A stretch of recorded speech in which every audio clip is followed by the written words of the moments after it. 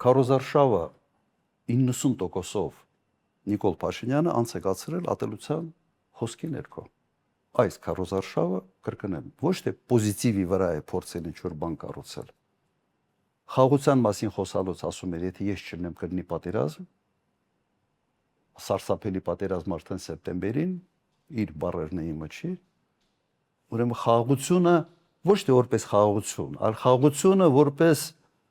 պատերազմի ալտերնատիվ, այսպես է ներկայացվել։ Եվ մյուս ամբողջ քարոզարշավը նստացնեմ այդ կարգախոսների տակ էր։ Մենք ում ենք ընտրում։ Վարչապետ ենք ընտրում, որը պետք է զբաղվի երկրի տնտեսական զարգացմամբ, թե դատախազ, թե բռնապետ, որը պետք է գա եւ մարդկանց սպանի, դատի, ուղարկի բանտեր եւ այլն։ Ինքը շատ վատ բան է։ Ազգային բարերը Սամվել Կարապետյան։ Ասում են կնստացնեմ բոմբ կսարքեմ։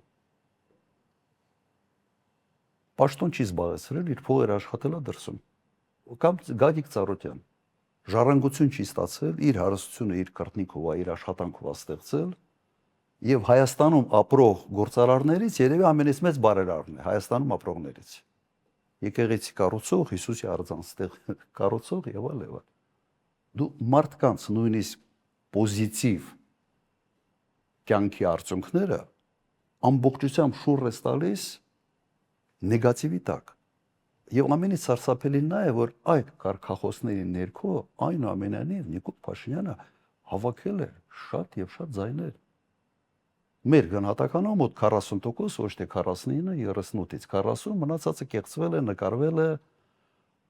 կամ այլ տարբերակով ձեռք է բերվել։